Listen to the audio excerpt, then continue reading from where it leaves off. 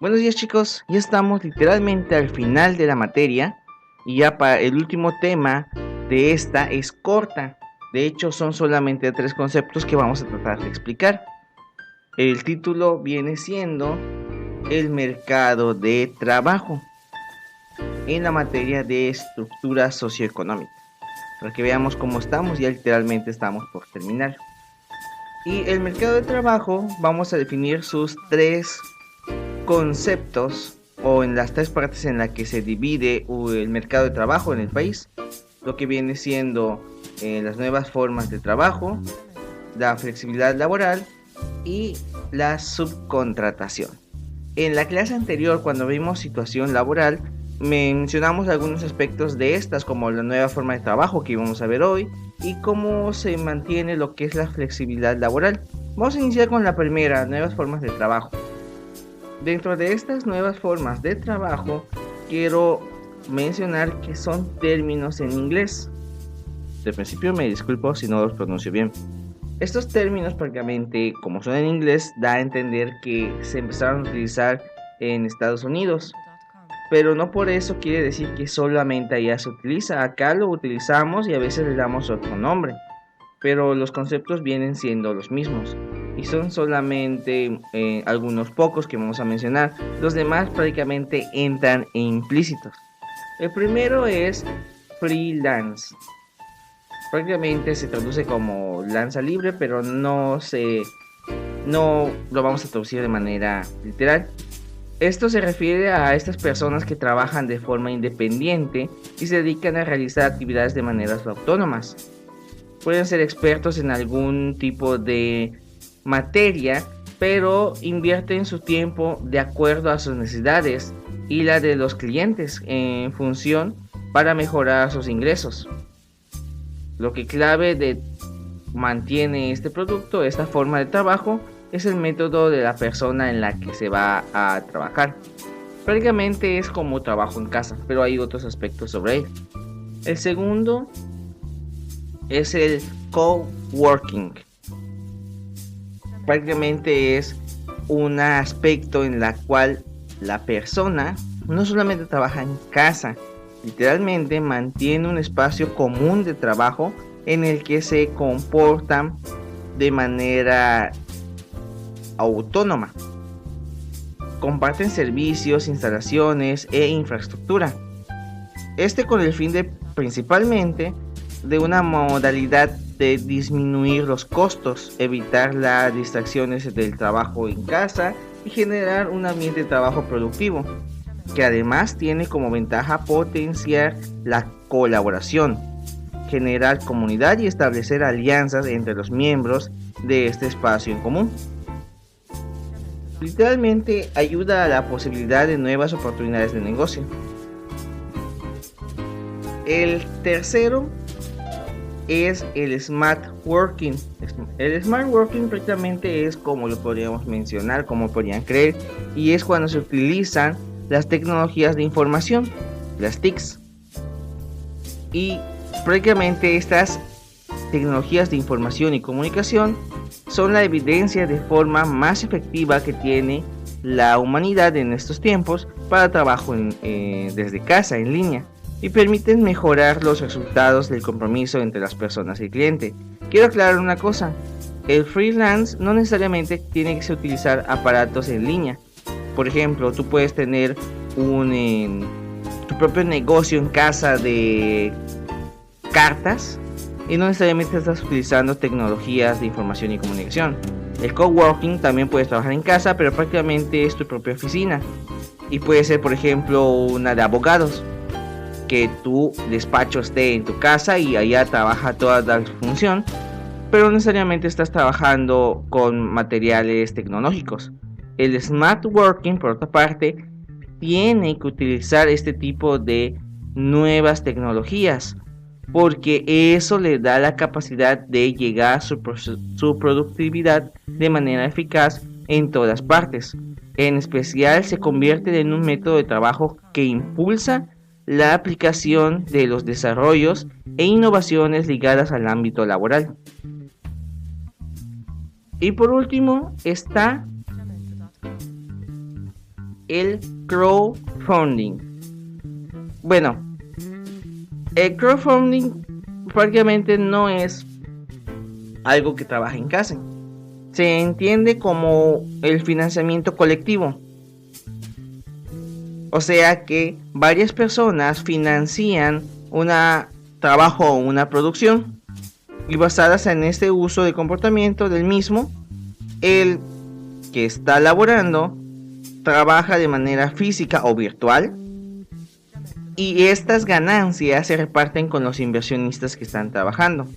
Prácticamente lo utilizan aquellos, por ejemplo, los que son programadores de alguna aplicación o programa de computadora o juegos, por ejemplo, en las cuales ellos trabajan de manera en su casa, por ejemplo, pero la inversión prácticamente es de otras personas y tú tienes que demostrar que lo lograste y pagar esas inversiones a las personas que te dieron el apoyo. Esas son principales las nuevas formas de trabajo que se están aplicando prácticamente por las nuevas generaciones y por el gran avance tecnológico que tiene. No es muy difícil de comprender el porqué. Pasamos con el siguiente concepto, que es la flexibilidad laboral. Y esta no es tanto de buscar otras en las que se dividen otros tipos. Prácticamente acá vamos a mencionar las características que define una flexibilidad laboral. Y vamos a identificar 5. La primera es el convenio de duración determinada. Este tipo de convenio es el que se determina desde el principio, en la cual, por ejemplo, un contrato te fija de qué fecha a qué fecha vas a laborar con determinado punto.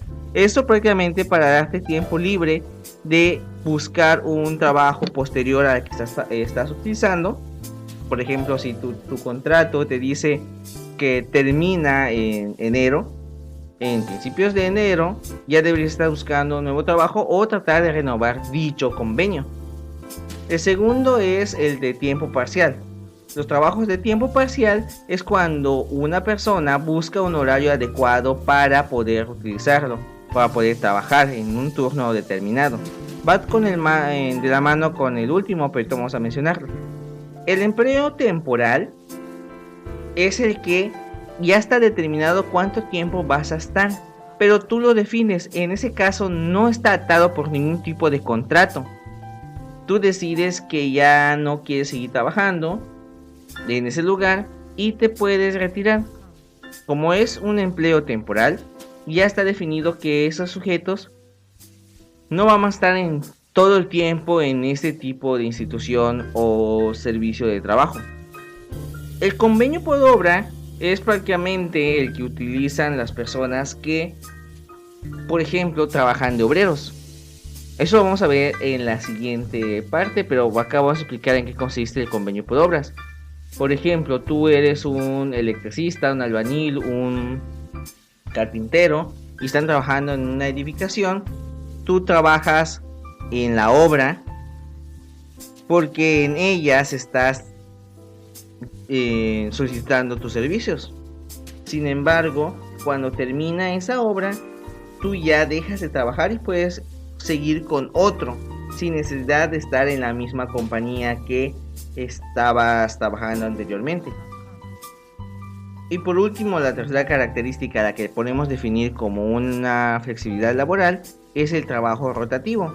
Como mencionamos, el de tiempo parcial, pues hay un turno determinado. En el trabajo rotativo es cuando tú, por ejemplo, tienes un trabajo en la cual tus horarios pueden ser flexibles al movimiento. Por ejemplo, pueden haber varios turnos, matutino, vespertino y nocturno, y tú puedes estar rotando ese tipo de turno para poder ver cuál es el que mejor te facilita en el momento. Me imagino que alguno de ustedes ha tenido algún tipo de experiencia respectivamente con alguno de este tipo de características de flexibilidad laboral, especialmente aquellos que están estudiando, puesto que en algún momento les dan el tiempo parcial o empleo temporal para que ustedes puedan determinar en cuánto tiempo podrían seguir utilizando sus servicios y continuar con otros en caso de que ya no quieran seguir.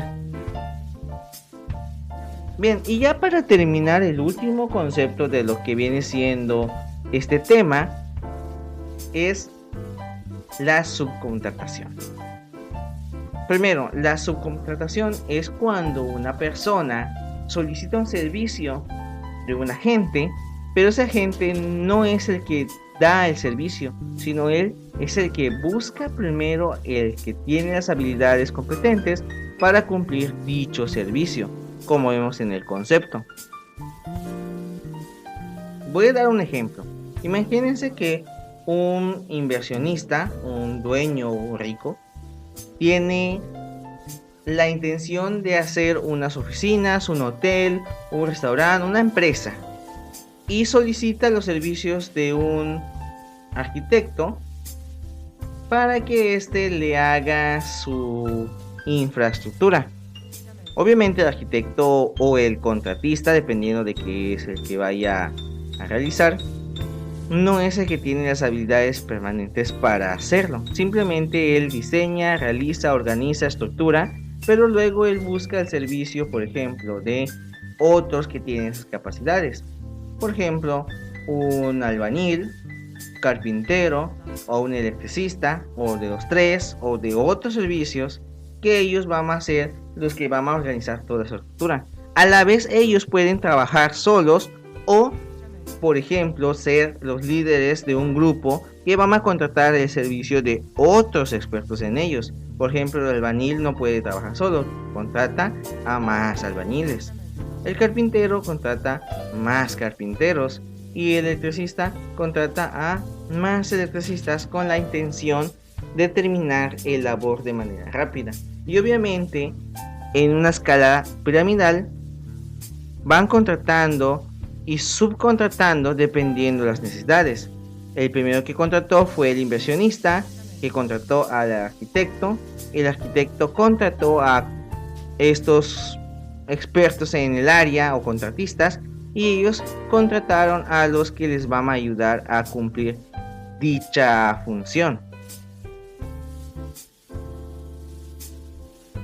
Esto es lo que viene siendo una subcontratación, así de sencillo, y así es nuestra economía en México.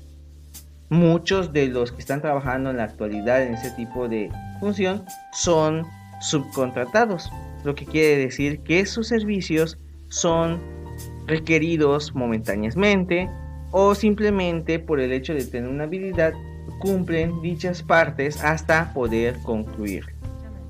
Bueno chicos, aunque no lo crean, hemos terminado con la materia. Ya la próxima semana sería el examen. Acuérdense que en el examen va a haber más temas del primero, segundo y tercer parcial. Así que no estén perdiendo mucho el tiempo. Estudien por favor, estén pendientes de las tareas del modo. No se les olvide enviarme sus apuntes. Y por mi parte sería todo en este parcial. Nos vemos en el siguiente y en el examen. Y que tengan una bonita tarde. Nos vemos.